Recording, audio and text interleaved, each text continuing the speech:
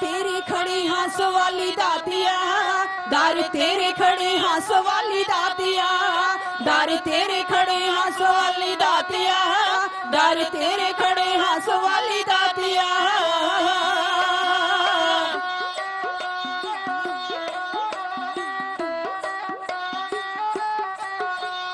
कर दे अर्ज कवि हाथ जोड़ जी, तेरे दर प्रीत माना कोई थोड़ जी। कर दे अर्ज कवि हाथ जोड़ जी, तेरे दर प्रीत माना कोई थोड़ जी।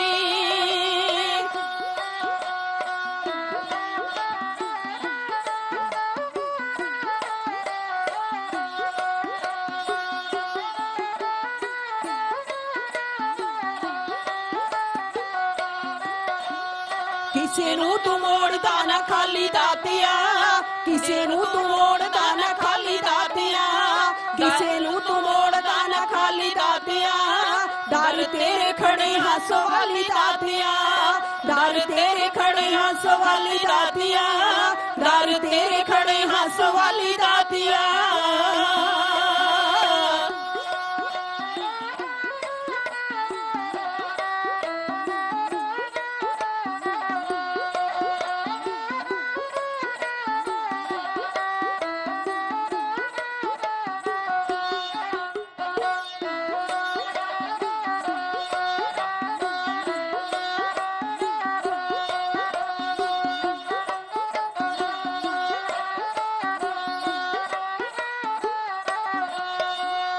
कवियां दी डार विच आण खड़ी हाँ, सातों मूरे बोते असी दूर बड़े हाँ। कवियां दी डार विच आण खड़ी हाँ, सातों मूरे बोते असी दूर बड़ी हाँ। सहज नाल मंगीए ना काली दातिया, सहज नाल मंगीए ना काली दातिया। दर तेरे खड़े हाँ सवाली दातिया, दर तेरे खड़े हाँ सवाली दातिया।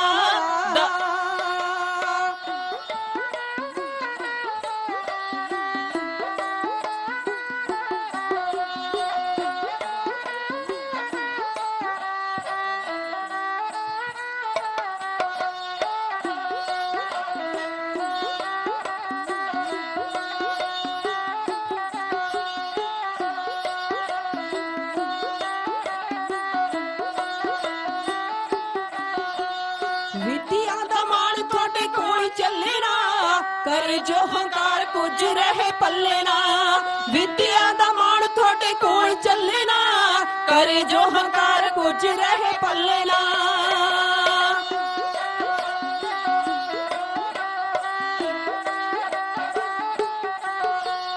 इना कोलों आप ही बचा ली दातिया, इना कोलों आप ही बचा ली दातिया, इना कोलों आप ही बचा ली दातिया।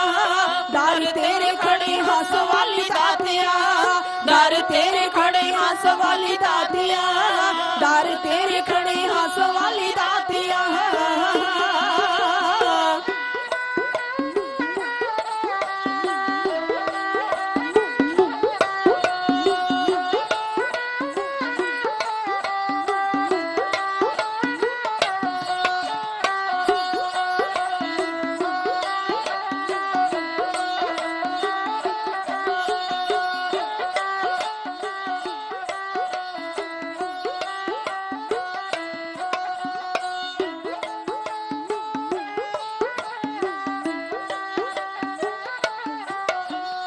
फारिशा तो चाहे आरशी पुचा देवे, तेरी मौज पामे ताकत बैठा देवे।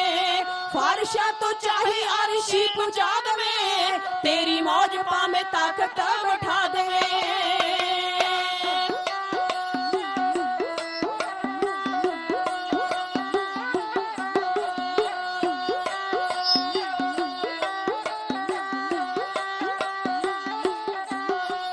शाह करे पाद में कंगाली दातिया, शाह करे पाद में कंगाली दातिया, शाह करे पाद में कंगाली दातिया।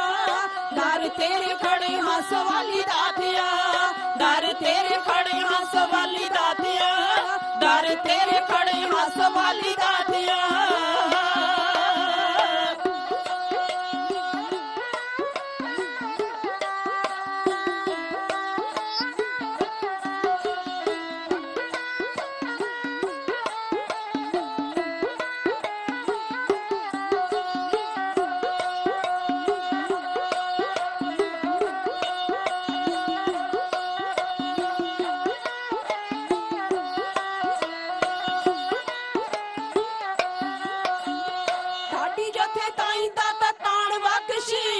ਦੌਲਕੀਆਂ ਵਾਲਿਆਂ ਨੂੰ ਮਾਣ ਬਖਸ਼ੀ, ਢਾਡੀ ਜਥੇਦਾਈ ਦਾ ਤਾਂ ਤਾਣ ਬਖਸ਼ੀ, ਦੌਲਕੀਆਂ ਵਾਲਿਆਂ ਨੂੰ ਮਾਣ ਬਖਸ਼ੀ।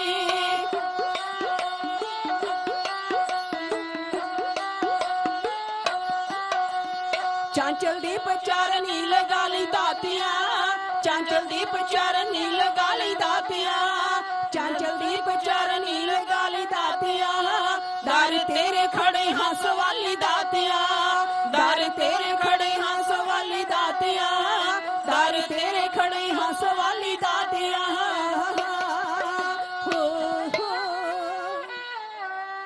ਤੁਧ ਆਗੇ ਅਰਦਾਸ ਹਮਾਰੀ, ਜਿਉ ਪਿੰਡ ਸਭ ਤੇਰਾ, ਕਹੋ ਨਾਨਕ ਸਭ ਤੇਰੀ ਵਡਿਆਈ, ਕੋਈ ਨਾਮ न जाने मेरा। तुमरी शरण तुम्हारी आसा, तुम ही सजन सहेले, राखो राखण हार दयाला, नानक करके गोले। पतित पावन भगत वशल किरपा निदान, गद्दी चवर तखत दे मालक, शाही शहनशाह, दसां पातशाहियां दी जगदी जोत जुगो जुग अटल। बाणी के बहुत सतगुरु साहिब श्री गुरु ग्रंथ साहिब पातशाह जी दी पावन पवित्र गोद विच सच बैठे गुरमुख प्यारिओ, कुछ कहण तो पहला मन दी एकाग्रता दे लई सतगुरु पातशाह जी दे पावन दरबार दे विच हाजरी लग जावे, साडी रसना तो वाहिगुरू दा सिमरन हो जावे, तुहाडा ते साडा इत्थे गुरु दरबार दे विच सफला हो जावे। गुरु दरबार दे विच सतगुर सच्चे पातशाह जी दे पावन दरबार दे विच ये मंग लगे सच्चे पातशाह, जेकर लेके आयो ते शहनशाह जी हमेशा वास्ते अपने बना लो। कुछ कहण तो पहला गुरफतेह दी सांझ पल गए, समुचियां संगतां गज के आखो जी वाहिगुरू जी का खालसा, वाहिगुरू जी की फतेह। सब तो पहला गुरु की संगत नूं जियो आया। सत्कारयोग फगवाड़े तो मेरे वीर भाई साहब जोगा सिंह जी बैठे ने, उन्हां दा परिवार बैठा है, बीजी बैठे ने, बड़े लंमेरे समय तो परिवार दे आउण दी तांग हर इंसान नूं होया करदी है। भैन जी आए ने, जियो आया। सतगुरु पातशाह कृपा करन, गुरु की संगत दा गुरु दरबार दे विच आउणा, जियो आया। मेरे पातशाह जी कृपा करन, इसे तरह गुरु की संगत गुरु दरबार दे विच आउंदी रहे, गुरु कीआं खुशियां गुरु की संगत दी झोली दे विच पैंदियां रहन। 31 जुलाई नूं की महानता है इतिहास दे विच, कौमी शहीदां दे ने किहड़ा कारज कीता, एक ढाडी दा यह फर्ज है। सतगुरु साहिब श्री गुरु हरगोबिंद पातशाह जी ने जिहड़ी ड्यूटी लाई है, उस ड्यूटी नूं गुरु दा पैर रख के ते गुरु की संगत दा कौम दा मन दे विच चाह लैके जेकर वो सेवा करदा है ते फिर मेरे वर्गे नूं भावें कुछ आउंदा नहीं है, मेरा गुरु समर्थ है, वो किरपा करदा है, वो गुरु सिर ते हथ रखदा है। सतगुर किरपा करन, ये सेवा महाराज आप ही जेकर लैण ते तद ही बंदा कर सकदा है, नहीं ते बंदे दी कोई हस्ती नहीं।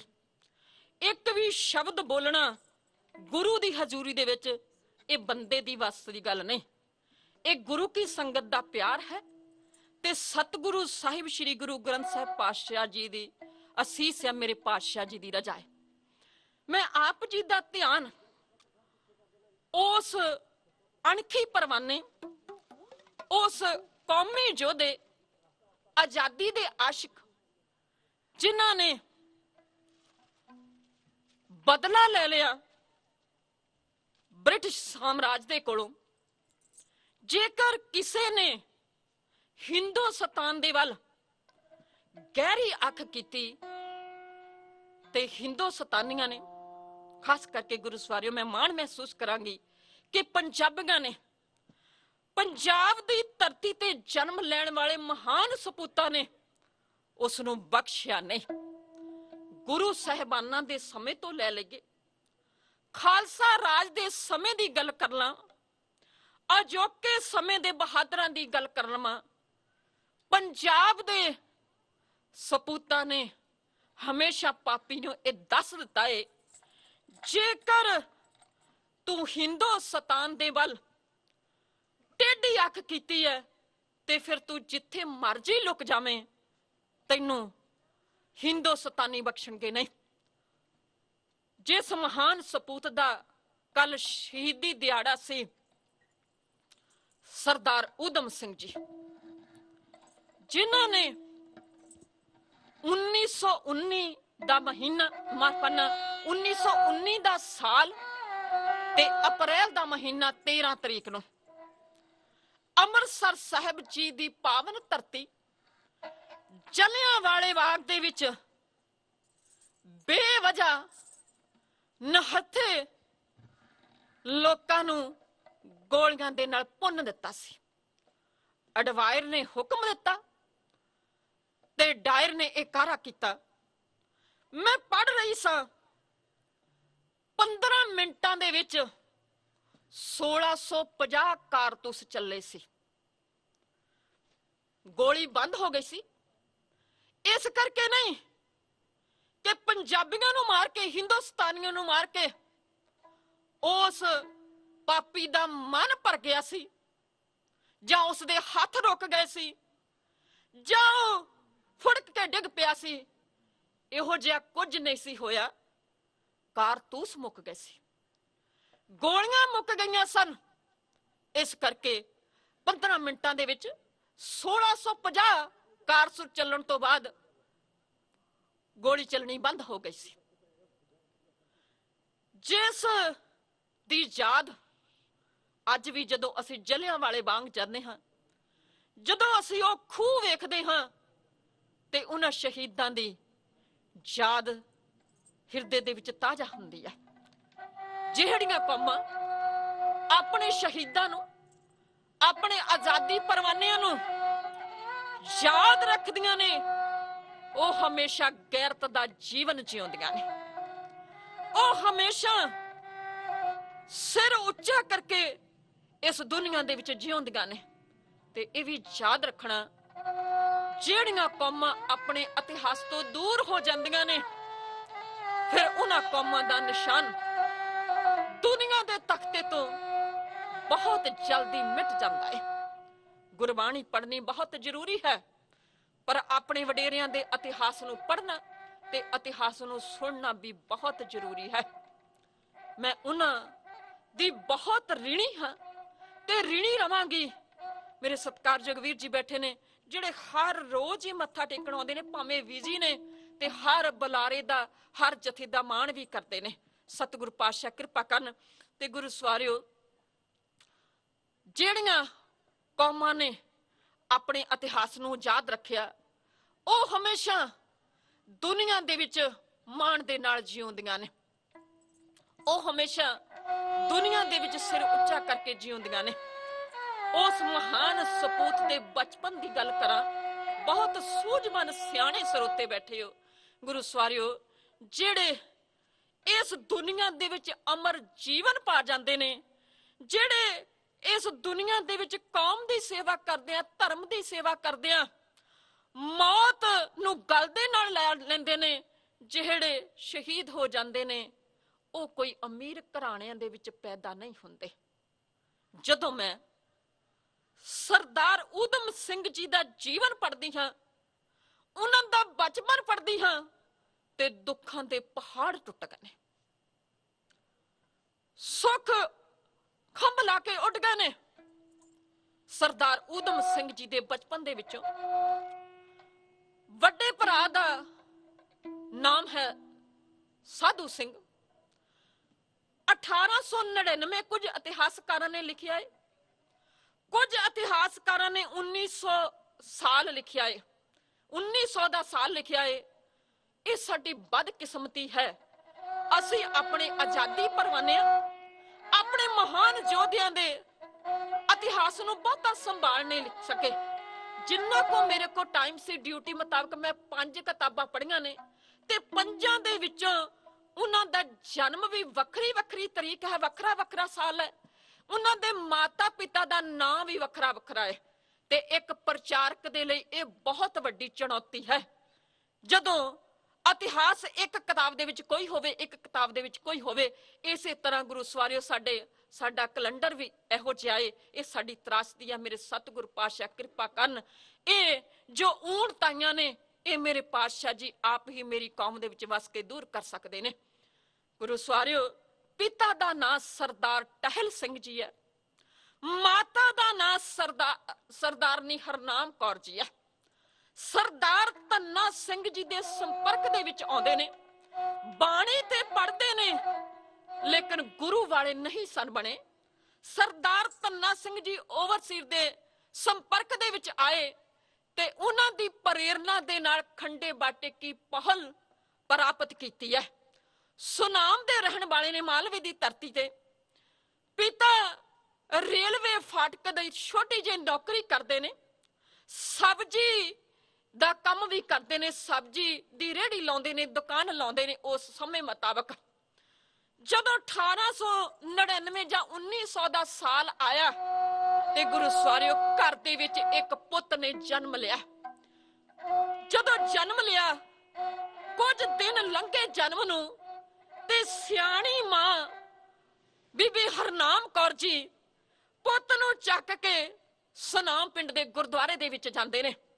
ਜਦੋਂ ਗੁਰਦੁਆਰੇ ਦੇ ਵਿੱਚ ਜਾਂਦੇ ਨੇ, ਗ੍ਰੰਥੀ ਨੂੰ ਬੇਨਤੀ ਕੀਤੀ। ਗੁਰੂ ਕੇ ਗ੍ਰੰਥੀ ਨੇ ਆਪਣਾ ਫਰਜ਼ ਸਮਝਦਿਆਂ ਹੋਇਆਂ ਅਰਦਾਸ ਕੀਤੀ।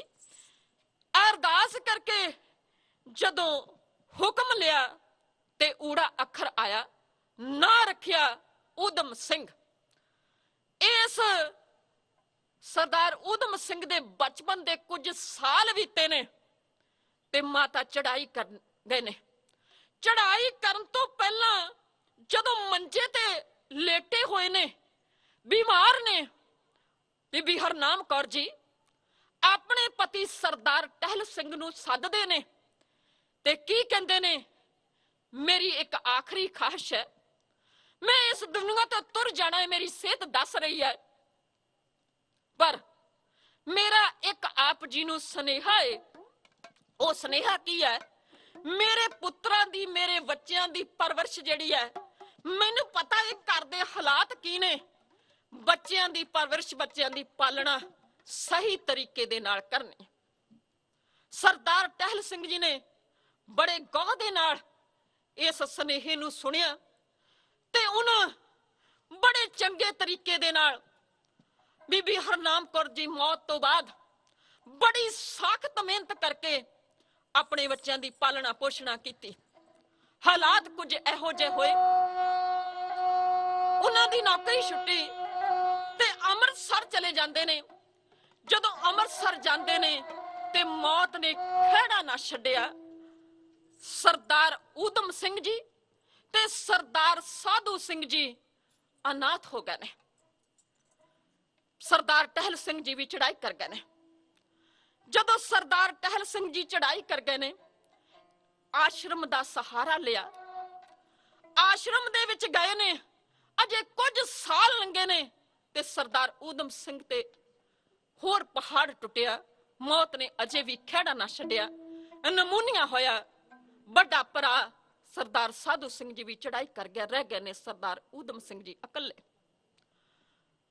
ਬੜੀ ਵਿਪਤਾ ਦੇ ਨਾਲ, ਬੜੀ ਮੁਸ਼ਕਲ ਦੇ ਨਾਲ ਆਸ਼ਰਮ ਦੇ ਵਿੱਚ ਰਹਿ ਕੇ 10ਵੀਂ ਦੀ ਪੜ੍ਹਾਈ ਕੀਤੀ ਤੇ 1913 ਦਾ ਸਾਲ ਆਇਆ।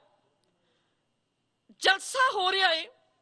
ਬ੍ਰਿਟਿਸ਼ ਸਰਕਾਰ ਜੋ ਕੁਝ ਕਰ ਰਹੀ ਹੈ, ਉਸ ਰੋਸ ਦੇ ਵਿੱਚ ਪੰਜਾਬ ਦੇ ਲੀਡਰ ਬੋਲ ਰਹੇ ਨੇ। ਅਡਵਾਇਰ ਦੇ ਕਹਿਣ ਤੇ ਜਾਇਰ ਨੇ ਅੰਨ੍ਹੇਵਾਹ ਜਲਿਆਂਵਾਲੇ ਬਾਗ ਦੇ ਵਿੱਚ ਨਹੱਥੇ ਲੋਕਾਂ ਤੇ ਗੋਲੀ ਚਲਾ ਦਿੱਤੀ। ਪੰਜਾਬੀਆਂ ਦਾ ਬੜਾ ਨੁਕਸਾਨ ਹੋਇਆ।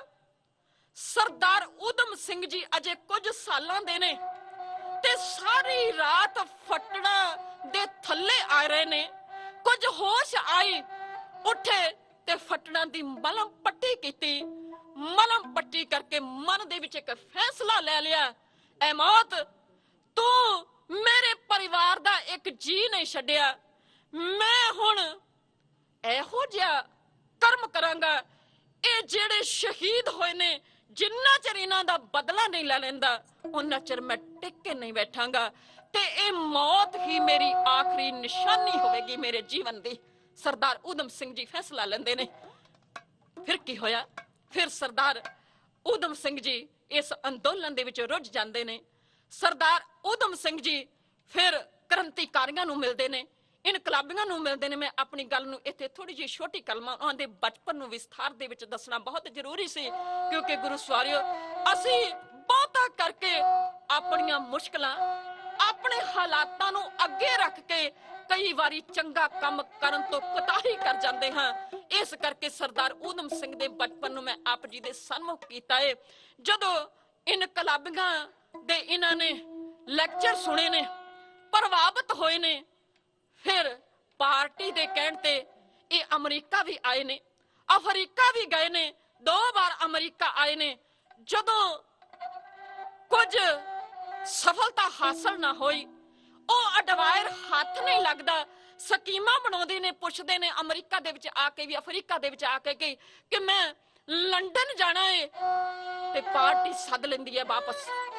ਜਦੋਂ ਵਾਪਸ ਪੰਜਾਬ ਜਾਂਦੇ ਨੇ ਤੇ ਪੰਜਾਬ ਇਹਨਾਂ ਨੂੰ ਗ੍ਰਿਫਤਾਰ ਕਰ ਲਿਆ ਏ ਸਨਾਮ ਦੇ ਵਿੱਚੋਂ। ਜਦੋਂ ਗ੍ਰਿਫਤਾਰ ਕੀਤਾ ਏ ਤੇ ਮਨ ਦੇ ਵਿੱਚ ਇਹ ਇੱਛਾ ਏ, ਮਨ ਦੀ ਇਹ ਤਮੰਨਾ ਏ ਕਿ ਮੈਂ ਉਸ ਪਾਪੀ ਦੇ ਕੋਲ ਪਹੁੰਚਣਾ ਏ।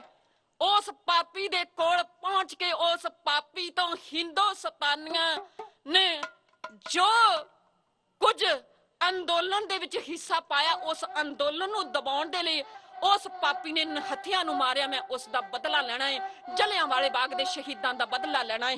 ਮਨ ਦੇ ਵਿੱਚ ਇਹ ਤਮੰਨਾ ਹੈ, ਇਹ ਆਸ ਹੈ। ਆਓ ਜੀ ਤੱਕੀਏ ਉਸ ਦ੍ਰਿਸ਼ ਨੂੰ ਜਦੋਂ ਸਰਦਾਰ ਊਧਮ ਸਿੰਘ ਜੀ ਸਨਾਮ ਦੇ ਵਿੱਚੋਂ ਗ੍ਰਿਫਤਾਰ ਹੋ ਜਾਂਦੇ ਨੇ। ਇਸ ਤੋਂ ਬਾਅਦ ਫਿਰ ਲੰਡਨ ਜਾਂਦੇ ਨੇ। ਫਿਰ ਇੱਕ ਚੀਜ਼ ਲੰਡਨ ਦੀ ਆਪ ਜੀ ਦੇ ਸਨਮੁਖ ਕਰਾਂਗੀ। ਆਓ ਜੀ ਸਨਾਮ ਦੇ ਵਿੱਚ ਜਦੋਂ ਉਹਨਾਂ ਦੀ ਗ੍ਰਿਫਤਾਰੀ ਹੋਈ ਆ ਉਸ ਵੇਲੇ ਦੇ ਦ੍ਰਿਸ਼ ਨੂੰ ਢਾਡੀ ਜੱਥਾ ਇਉਂ ਕਹਿੰਦਾ।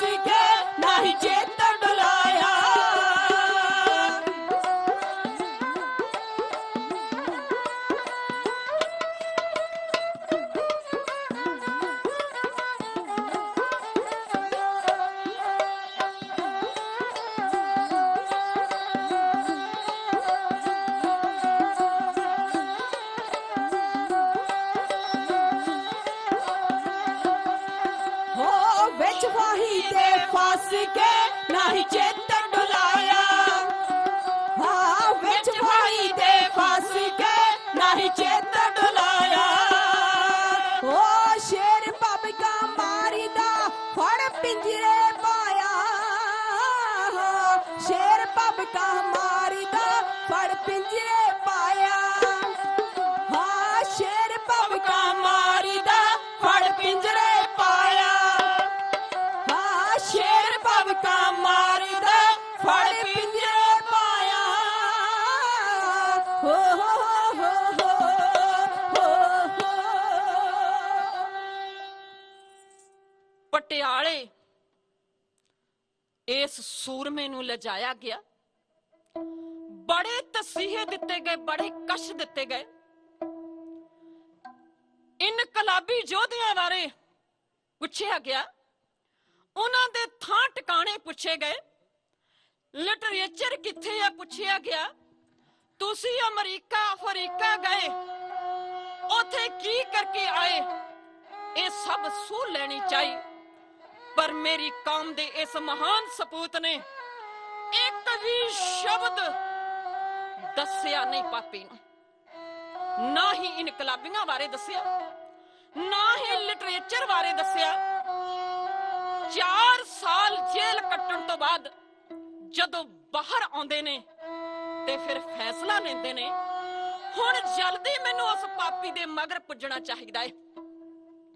1920 ਦੇ ਵਿੱਚ ਇਸ ਅਡਵਾਇਰ ਨੂੰ ਸਜ਼ਾ ਨਹੀਂ ਸੀ ਦਿੱਤੀ ਗਈ। ਜੋ ਕੁਝ ਇਸਨੇ ਜਲਿਆਂਵਾਲੇ ਬਾਗ ਦੇ ਵਿੱਚ ਕੀਤਾ ਸੀ, ਕਾਨਫਰੰਸ ਹੋਈ, ਸਜ਼ਾ ਨਾ ਦਿੱਤੀ ਗਈ, ਲੇਕਿਨ ਇਸ ਦਾ ਤਬਾਦਲਾ ਕਰ ਦਿੱਤਾ ਗਿਆ ਸੀ, ਇਸ ਦੀ ਬਦਲੀ ਕਰ ਦਿੱਤੀ ਗਈ, ਇਸ ਨੂੰ ਵਲਾਇਤ ਭੇਜ ਦਿੱਤਾ ਗਿਆ। 1920 ਨੂੰ ਹੁਣ ਸਰਦਾਰ ਊਧਮ ਸਿੰਘ ਜੀ ਇਸ ਦੇ ਮਗਰ ਕਦੋਂ ਜਾਂਦੇ ਨੇ? 1933 ਈਸਵੀ ਨੂੰ। ਜਦੋਂ 1933 ਈਸਵੀ ਨੂੰ ਇਸ ਦੇ ਮਗਰ ਲੰਡਨ ਪਹੁੰਚਦੇ ਨੇ, ਇਹ ਜਾਂਦੇ ਨੇ ਉਹਨਾਂ ਪੰਜਾਬੀਆਂ ਦੇ ਕੋਲ ਜਿਹੜੇ ਲੰਡਨ ਦੇ ਬਾਰੇ ਕੁਝ ਜਾਣਦੇ ਨੇ, ਜਿਹੜੇ ਸਰਕਾਰੀ ਅਦਾਰਿਆਂ ਬਾਰੇ ਜਾਣਦੇ ਨੇ, ਜਿਹੜੇ ਸਰਕਾਰੀ ਖਾਲ ਜਿੱਥੇ ਸਰਕਾਰੀ ਮੀਟਿੰਗਾਂ ਹੁੰਦੀਆਂ ਨੇ ਉਹਨਾਂ ਬਾਰੇ ਪੁੱਛਦੇ ਨੇ। ਕੁਝ ਜਾਣਕਾਰੀ ਮਿਲੀ ਹੈ। ਜਦੋਂ ਜਾਣਕਾਰੀ ਮਿਲੀ ਤੇ ਉਹ ਸਮਾਂ ਆ ਗਿਆ ਜਿਸ ਸਮੇਂ ਦੀ ਇਹ ਉਡੀਕ ਦੇ ਵਿੱਚ ਸੀ। 13 ਮਾਰਚ 1940 ਦਾ ਸਾਲ ਹੈ ਤੇ ਅਡਵਾਇਰ ਨੇ ਟੈਕਸਟਨ ਹਾਲ ਦੇ ਵਿੱਚ ਭਾਸ਼ਣ ਦੇਣਾ ਹੈ। ਇਹਨਾਂ ਨੇ ਆਪਣਾ ਪਾਸਪੋਰਟ ਊਧਮ ਸਿੰਘ ਦੇ ਨਾਮ ਤੇ ਨਹੀਂ, ਰਾਮ ਮੁਹੰਮਦ ਸਿੰਘ ਦੇ ਨਾਮ ਤੇ ਆਪਣਾ ਪਾਸਪੋਰਟ ਬਣਾਇਆ ਸੀ, ਜਿਸ ਪਾਸਪੋਰਟ ਤੇ ਇੰਗਲੈਂਡ ਪਹੁੰਚਦੇ ਨੇ, ਲੰਡਨ ਪਹੁੰਚਦੇ ਨੇ। ਮੀਟਿੰਗ ਦੇ ਵਿੱਚ, ਕਾਨਫਰੰਸ ਹਾਲ ਦੇ ਵਿੱਚ ਪਹੁੰਚਣ ਦੇ ਵਿੱਚ ਕਾਮਯਾਬ ਹੋ ਜਾਂਦੇ ਨੇ। ਜਦੋਂ ਕਾਮਯਾਬ ਹੋਏ ਨੇ ਤੇ ਬੈਠੇ ਨੇ ਬਾਕੀ ਲੋਕਾਂ ਦੇ ਨਾਲ, ਐਨ ਉਸ ਥਾਂ ਤੇ ਬੈਠੇ ਨੇ ਜਦੋਂ ਮੈਨੂੰ ਰਿਵਾਲਵਰ ਅਡਵਾਇਰ ਦੇ ਵੱਲ ਸਿੱਧਾ ਕਰਨਾ ਪਵੇ ਤੇ ਕੋਈ ਤੰਗੀ ਨਾ ਆਵੇ।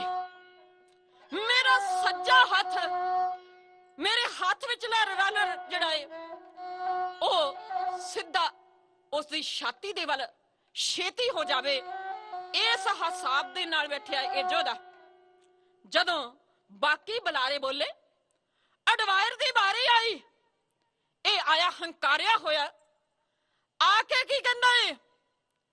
ਬ੍ਰਿਟਿਸ਼ ਸਰਕਾਰ ਨਹੀਂ ਚਾਹੁੰਦੀ ਕਿਸੇ ਦੇਸ਼ ਨੂੰ ਗੁਲਾਮ ਕੀਤਾ ਜਾਵੇ, ਪਰ ਜਿਹੜੇ ਦੇਸ਼ ਆਜ਼ਾਦੀ ਕਾਇਮ ਨਹੀਂ ਰੱਖ ਸਕਦੇ, ਜਿਹੜੇ ਦੇਸ਼ ਦੇ ਬੰਦੇ ਆਜ਼ਾਦ ਨਹੀਂ ਰਹਿ ਸਕਦੇ, ਉਹਨਾਂ ਦਾ ਫਿਰ ਕੀ ਕੀਤਾ ਜਾਵੇ?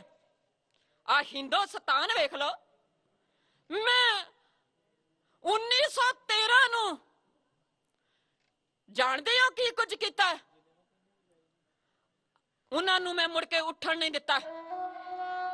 ਜੇਕਰ ਹਿੰਦੁਸਤਾਨ ਦੀ ਧਰਤੀ ਤੇ ਯੂਪੀ ਦੇ ਵਿੱਚ ਜਾਣਾ ਹੋਵੇ ਤੇ ਬਹੁਤਾ ਕੁਝ ਕਰਨ ਦੀ ਲੋੜ ਨਹੀਂ, ਉਸ ਨੂੰ ਇੱਕ ਮੁੱਕਾ ਵਿਖਾ ਦਿਓ ਉਹਨਾਂ ਲੋਕਾਂ ਨੂੰ ਤੇ ਉਹ ਬੈਠ ਜਾਣਗੇ। ਜੇਕਰ ਬੰਗਾਲੀਆਂ ਦੇ ਕੋਲ ਜਾਣਾ ਹੋਵੇ ਤੇ ਲਾਠੀਆਂ ਦੇ ਨਾਲ ਕੰਮ ਸਰ ਜਾਂਦਾ ਏ। ਹੁਣ ਇਹ ਪਾਪੀ ਪੰਜਾਬੀਆਂ ਬਾਰੇ ਕੁਝ ਕਹਿਣ ਲੱਗਾ ਏ। ਪੰਜਾਬੀਆਂ ਬਾਰੇ ਕੀ ਕਹਿੰਦਾ ਏ? ਜੇਕਰ ਪੰਜਾਬੀਆਂ ਨੂੰ ਦਬਾਉਣਾ ਹੋਵੇ ਫਿਰ ਇਹ ਘੂਰਿਓ ਵੀ ਮੰਨਦੇ ਨਹੀਂ, ਫਿਰ ਇਹ ਧੱਕਾ ਮੁੱਕੀ ਦੇ ਨਾਲ ਵੀ ਮੰਨਦੇ ਨਹੀਂ, ਫਿਰ ਇਹ ਲਾਠੀਆਂ ਦੇ ਨਾਲ ਵੀ ਸੂਤ ਨਹੀਂ ਆਉਂਦੇ। ਇਹਨਾਂ ਨੂੰ ਫਿਰ ਗੋਲੀ ਦੇ ਨਾਲ ਸਮਝਾਉਣਾ ਪੈਂਦਾ ਹੈ। ਜਦੋਂ ਇਹ ਸ਼ਬਦ ਪਾਪੀ ਨੇ ਆਖੇ, ਉੱਠਿਆ ਏ ਮੇਰੀ ਕੌਮ ਦਾ ਮਹਾਨ ਯੋਧਾ, ਉੱਠ ਕੇ ਇਹਨੇ ਪਿਸਤੌਲ ਕਿੱਦਾਂ ਸਿੱਧਾ ਉਸ ਪਾਪੀ ਦੇ ਵੱਲ ਨੂੰ ਤੇ ਠੋਕ ਠੋਕ ਕਰਕੇ 3 ਗੋਲੀਆਂ ਉਸ ਦੀ ਹਿੱਕ ਦੇ ਵਿੱਚ ਠੋਕ ਦਿੱਤੀਆਂ। ਡਿੱਗ ਪਿਆ ਧਰਤੀ ਤੇ। ਜਦੋਂ ਡਿੱਗਿਆ ਇਸ ਦੇ ਚਾਟੜੇ ਇਸ ਦੇ ਨਾਲ ਦੇ ਇਕੱਠੇ ਹੋਏ, ਪਰ ਮੇਰੀ ਕੌਮ ਦਾ ਇਹ ਬਹਾਦਰ ਇਹ ਯੋਧਾ ਦੌੜਿਆ ਨਹੀਂ, ਖੜਾ ਰਿਹਾ ਏ। ਜਦੋਂ ਖੜਾ ਰਿਹਾ, ਜਦੋਂ ਇਸ ਨੂੰ ਫੜਨ ਵਾਸਤੇ ਪੁਲਿਸ ਆਈ, ਰਿਵਾਲਵਰ ਆਪਣਾ ਉਹਨਾਂ ਨੂੰ ਫੜਾ ਕੇ ਕੀ ਆਖਦਾ ਏ? ਮੈਂ ਜੋ ਕੁਝ ਕਰਨਾ ਸੀ, ਜੋ ਮੇਰੀ ਤਮੰਨਾ ਸੀ, ਉਹ ਮੈਂ ਕਰ ਲਿਆ ਏ। ਜੋ ਕੁਝ ਹੁਣ ਤੁਸੀਂ ਕਰਨਾ ਚਾਹੁੰਦੇ ਹੋ ਤੁਹਾਡੀ ਖੁਸ਼ੀ ਹੈ। ਮੇਰਾ ਅਸਲ ਨਾਂ ਸਰਦਾਰ ਊਧਮ ਸਿੰਘ ਹੈ। ਮੈਂ ਸੁਨਾਮ ਦਾ ਰਹਿਣ ਵਾਲਾ ਹਾਂ। ਮੈਂ ਰਾਮ ਮੁਹੰਮਦ ਸਿੰਘ ਦੇ ਨਾਮ ਤੇ ਇੱਥੇ ਆਇਆ ਹਾਂ ਇਸ ਪਾਪੀ ਨੂੰ ਮਾਰਨ ਵਾਸਤੇ, ਕਿਉਂਕਿ 1913 ਨੂੰ ਇਸਨੇ ਜਲਿਆਂਵਾਲੇ ਬਾਗ ਦੇ ਵਿੱਚ ਨਿਹੱਥੇ ਲੋਕਾਂ ਤੇ ਗੋਲੀ ਚਲਾਈ। ਮੇਰੇ ਗੁਰੂ ਦਾ ਹੁਕਮ ਹੈ ਪਹਿਲਾਂ ਵਾਰ ਨਹੀਂ ਕਰਨਾ। ਜੇਕਰ ਕੋਈ ਪਾਪੀ ਬੇਵਜ੍ਹਾ ਪਰੇਸ਼ਾਨ ਕਰੇ ਤੇ ਫਿਰ ਉਸ ਨੂੰ ਬਖਸ਼ਣਾ ਵੀ ਨਹੀਂ। ਮੈਂ ਇੱਥੇ ਇਸੇ ਕਰਕੇ ਆਇਆ ਸਾਂ। ਦੂਜੀ ਪੇਸ਼ੀ ਦੇ ਵਿੱਚ ਸਜ਼ਾ ਹੋ ਗਈ। ਕੇਸ ਕਿੰਨਾ ਕੁ ਚਿਰ ਚੱਲਿਆ? ਕੇਸ ਚੱਲਿਆ 2 ਮਹੀਨੇ। ਮਾਰਚ ਨੂੰ ਇਸ ਨੂੰ ਸੋਧਿਆ ਤੇ ਅਪ੍ਰੈਲ ਦਾ ਮਹੀਨਾ ਲੰਘਿਆ, ਮਈ ਦਾ ਮਹੀਨਾ ਲੰਘਿਆ, ਆਇਆ ਜੂਨ ਦਾ ਮਹੀਨਾ। ਉਸ ਸਮੇਂ 1940 ਨੂੰ ਵੇਖੀਏ ਤੇ 11 ਜੂਨ ਦਾ ਦਿਨ ਇਤਿਹਾਸਕਾਰਾਂ ਨੇ ਲਿਖਿਆ ਏ। ਜਦੋਂ 11 ਜੂਨ ਦਾ ਦਿਨ ਸੀ, ਫਾਂਸੀ ਦਾ ਦਿਨ ਆ ਗਿਆ। ਪੁੱਛਿਆ ਗਿਆ, ਐ ਊਧਮ ਸਿੰਘ, ਐ ਰਾਮ ਮੁਹੰਮਦ ਸਿੰਘ, ਤੇਰੀ ਆਖਰੀ ਇੱਛਾ ਕੀ ਹੈ? ਤੂੰ ਕੁਝ ਚਾਹੁੰਦਾ ਹੈ ਆਖਰੀ ਵਾਰ ਕਹਿਣਾ? ਤੱਕੋ ਜੀ, ਜਿਸ ਵੇਲੇ ਪਤਾ ਲੱਗ ਚੁੱਕਾ ਏ ਫਾਂਸੀ ਦੇ ਤਖਤੇ ਤੇ ਚੜਨ ਦਾ ਸਮਾਂ ਆ ਗਿਆ ਏ, ਮੌਤ ਨੇੜੇ ਆ ਗਈ ਹੈ, ਤੇ ਫਿਰ ਚਾਈ ਆਪਣੇ ਦੇਸ਼ ਦੀ ਆਜ਼ਾਦੀ ਦੇ ਵਿੱਚ ਯੋਗਦਾਨ ਜਿਹੜਾ ਪਾਇਆ, ਬੜੀ ਖੁਸ਼ੀ ਹੈ। ਤੇ ਕੁਝ ਆਖਰੀ ਗੱਲਾਂ ਪੰਜਾਬੀਆਂ ਨੂੰ ਕਹਿੰਦੇ ਨੇ ਸਰਦਾਰ ਊਧਮ ਸਿੰਘ ਜੀ, ਤੇ ਕੁਝ ਉੱਥੇ ਜਿਹੜੇ ਪੁੱਛ ਰਹੇ ਨੇ ਉਹਨਾਂ ਨੂੰ ਕੁਝ ਕਹਿੰਦੇ ਨੇ ਕਿ ਮੇਰੀ ਆਖਰੀ ਇੱਛਾ ਹੈ। ਤੱਕੋ ਜੀ, ਆਖਰੀ ਇੱਛਾ ਪੰਜਾਬੀਆਂ ਨੂੰ ਸੁਨੇਹਾ ਕੀ ਦਿੰਦੇ ਨੇ ਉਸ ਦ੍ਰਿਸ਼ ਨੂੰ ਸਾਥੀ ਇਉਂ ਕਰਦੇ।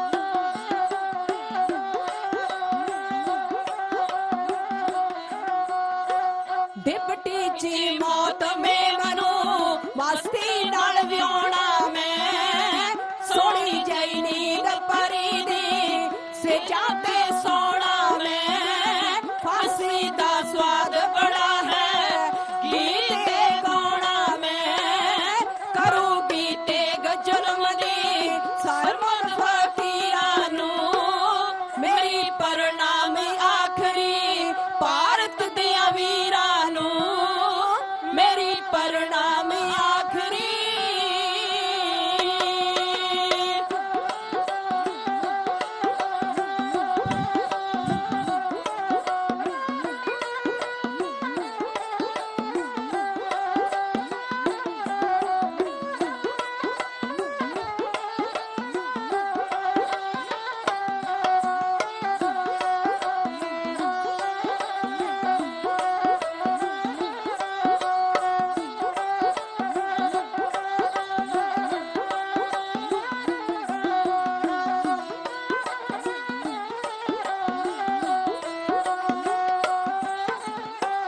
बुत तो जद पवे विछोड़ा मेरी रूह रानी दा मुख दे विच हो उदों ही शब्द गुरबाणी दा खुर के पता सा बन जो रूप ही पानी दा 40 साल भोग लिया मैं हो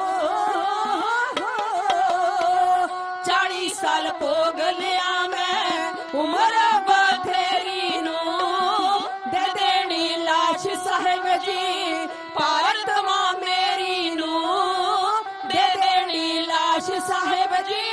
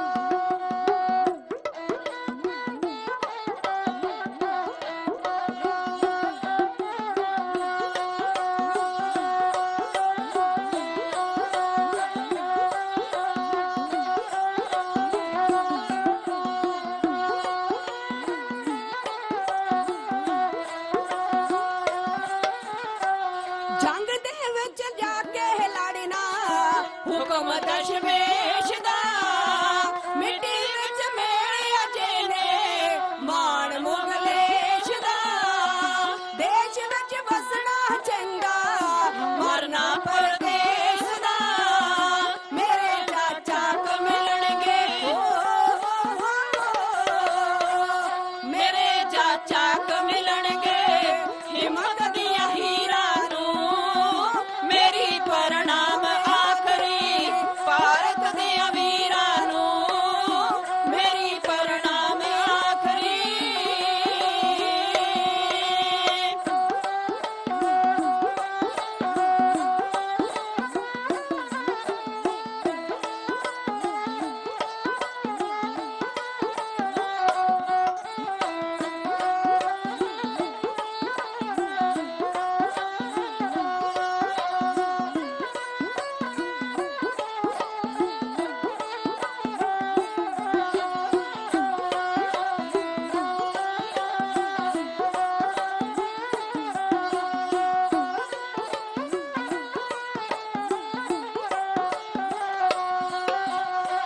फांसी दे तख्ते उत्तों लाश जा लायो ना लाही जे थल्ले बाती देर अटकायो ना गहरा दे सिविया अंदर एनू जलायो ना मछलियां लई जल परवायो करियो ना देरी नू दे देनी लाश साहिब जी भारत मां मेरी नो दे देनी लाश साहिब जी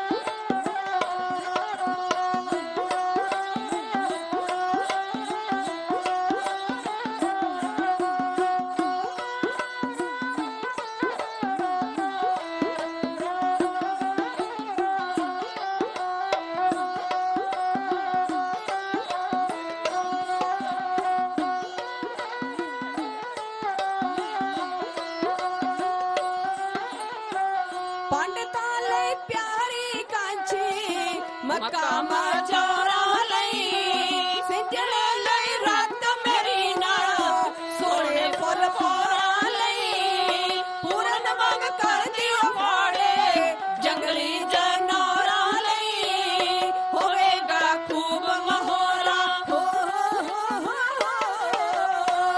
होवेगा खूब महोरा खान दियो खीरा नो मेरी प्रणाम आखरी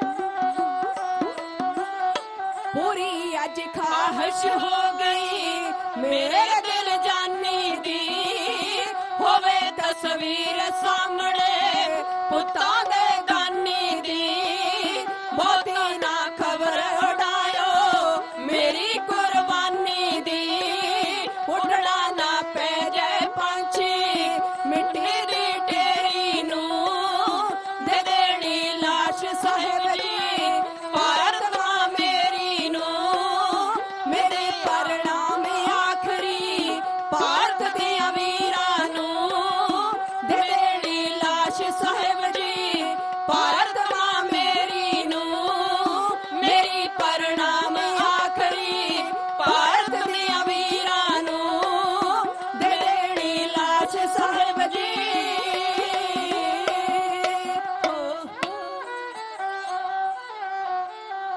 ਇਸ ਮਹਾਨ ਸਪੂਤ ਨੇ ਆਪਣੀ ਆਖਰੀ ਇੱਛਾ ਜ਼ਾਹਰ ਕਰਦਿਆਂ ਹੋਇਆਂ ਕੀ ਆਖਿਆ, ਮੇਰੀ ਤਮੰਨਾ ਸੀ ਪਾਪੀ ਨੂੰ ਮਾਰਨਾ ਤੇ ਦੂਸਰੀ ਤਮੰਨਾ ਹੈ ਹਿੰਦੁਸਤਾਨ ਦੀ ਆਜ਼ਾਦੀ। ਇੱਕ ਖਾਹਿਸ਼ ਪੂਰੀ ਹੋ ਗਈ ਹੈ ਤੇ ਮੈਨੂੰ ਫਾਂਸੀ ਹੋਣ ਤੋਂ ਬਾਅਦ ਜਲਦੀ ਮੇਰਾ ਮੁਲਕ ਵੀ ਆਜ਼ਾਦ ਹੋ ਜਾਵੇਗਾ। ਇਹ ਮੈਨੂੰ ਪਤਾ ਹੈ, ਮੇਰਾ ਗੁਰੂ ਸਮਰੱਥ ਹੈ। ਮੈਂ ਗੁਰੂ ਦੇ ਅੱਗੇ ਅਰਦਾਸ ਕੀਤੀ ਹੈ, ਗੈਰਾਂ ਦੇ ਸਿਵਿਆਂ ਦੇ ਵਿੱਚ ਮੇਰਾ ਸੰਸਕਾਰ ਨਾ ਕਰਿਓ। ਮੇਰੀ ਲਾਸ਼ ਮੇਰੇ ਦੇਸ਼ ਦੇ ਵਿੱਚ ਜਾਣੀ ਚਾਹੀਦੀ ਹੈ ਤੇ ਪੰਜਾਬੀਆਂ ਨੂੰ, ਭਾਰਤੀਆਂ ਨੂੰ ਮੇਰਾ ਪ੍ਰਣਾਮ ਹੈ। ਹਿੰਦ ਵਾਸੀਓ ਰੱਖਣਾ ਯਾਦ ਸਾਨੂੰ, ਕਿਤੇ ਦਿਲਾਂ ਤੋਂ ਨਾ ਭੁਲਾ ਦੇਣਾ। ਖਾਤਰ ਵਤਨ ਦੀ ਲੱਗੇ ਹਾਂ ਚੜ੍ਹਨ ਫਾਂਸੀ, ਸਾਨੂੰ ਦੇਖ ਕੇ ਨਹੀਂ ਘਬਰਾ ਜਾਣਾ।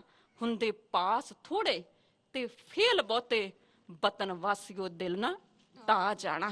ਹਿੰਦ ਵਾਸੀਓ ਰੱਖਣਾ ਯਾਦ ਸਾਨੂੰ, ਕਿਤੇ ਦਿਲ ਤੋਂ ਨਾ ਭੁਲਾ ਜਾਣਾ। ਪ੍ਰਣਾਮ ਹੈ ਮੇਰੀ ਕੌਮ ਦੇ ਉਸ ਮਹਾਨ ਸਪੂਤ ਨੂੰ ਜਿਸ ਨੇ ਜਲਿਆਂਵਾਲੇ ਬਾਗ ਦੇ ਵਿੱਚ ਪਾਪੀ ਨੇ ਜਿਹੜਾ ਕਾਰਾ ਕੀਤਾ ਸੀ, ਉਸ ਕਾਰੇ ਦਾ ਬਦਲਾ ਲੰਡਨ ਜਾ ਕੇ ਲਿਆਏ। ਇਹ ਸਾਡੇ ਲਈ ਬੜਾ ਮਾਣ ਵਾਲਾ ਇਤਿਹਾਸ ਹੈ। ਆਓ ਇਹੋ ਜਿਹੇ ਬਹਾਦਰਾਂ ਨੂੰ, ਇਹੋ ਜਿਹੇ ਯੋਧਿਆਂ ਨੂੰ ਯਾਦ ਰੱਖੀਏ, ਫਿਰ ਵੀ ਅਸੀਂ ਇਸ ਦੁਨੀਆ ਦੇ ਵਿੱਚ ਮਾਣ ਦੇ ਨਾਲ ਜਿਉਣ ਜੋਗੇ ਰਹਾਂਗੇ। ਨਹੀਂ ਤੇ ਉਹ ਦਿਨ ਦੂਰ ਨਹੀਂ ਹੈ ਜਦੋਂ ਸਾਡਾ ਸਭ ਕੁਝ ਗਵਾਚ ਜਾਵੇਗਾ। ਧੰਨਵਾਦ ਹੈ ਉਹਨਾਂ ਦਾ ਜਿਹੜੇ ਭਾਵੇਂ ਘਰ ਬੈਠੇ ਨੇ, ਭਾਵੇਂ ਕੰਮ ਕਰਦੇ ਨੇ, ਬਾਣੀ ਦੇ ਨਾਲ ਜੁੜਦੇ ਨੇ, ਇਤਿਹਾਸ ਦੇ ਨਾਲ ਜੁੜਦੇ ਨੇ ਤੇ ਜਿਹੜੇ ਇਤਿਹਾਸ ਨੂੰ ਭੁੱਲਦੇ ਨੇ। ਯਾਦ ਰੱਖਣਾ ਗੁਰੂ ਸਵਾਰਿਓ, ਫਿਰ ਆਉਣ ਵਾਲਾ ਸਮਾਂ ਸਾਡੇ ਲਈ ਬੜਾ ਖਤਰਿਆ ਭਰਿਆ ਹੋਵੇਗਾ। ਅਗਾਨਾ ਜਾਮਾ ਇੱਥੇ ਹੀ ਸਮਾਪਤੀ ਹੈ। ਬਹੁਤ ਬਹੁਤ ਧੰਨਵਾਦ ਹੈ ਗੁਰੂ ਕੀ ਸੰਗਤ ਦਾ। ਇੱਕ ਨਹੀਂ, ਦੋ ਨਹੀਂ, ਬਹੁਤ ਗਲਤੀਆਂ ਹੋਈਆਂ ਨੇ। ਗੁਰੂ ਸਵਾਰਿਓ ਬਖਸ਼ ਲੈਣਾ। ਸਤਿਗੁਰੂ ਗੁਰੂ ਗ੍ਰੰਥ ਸਾਹਿਬ ਪਾਤਸ਼ਾਹ ਜੀ ਬਖਸ਼ਣ ਯੋਗ ਨੇ। ਸਤਿਗੁਰੂ ਕਿਰਪਾ ਕਰਨ, ਮੇਰੇ ਸ਼ਹਿਨਸ਼ਾਹ ਸਮਤ ਬਖਸ਼ਿਸ਼ ਕਰਨ। ਸਿੱਖ ਸਾਰੀ ਜ਼ਿੰਦਗੀ ਸਿੱਖਦਾ ਰਹਿੰਦਾ ਹੈ। ਵਾਹਿਗੁਰੂ ਜੀ ਕਾ ਖਾਲਸਾ, ਵਾਹਿਗੁਰੂ ਜੀ ਕੀ ਫਤਿਹ।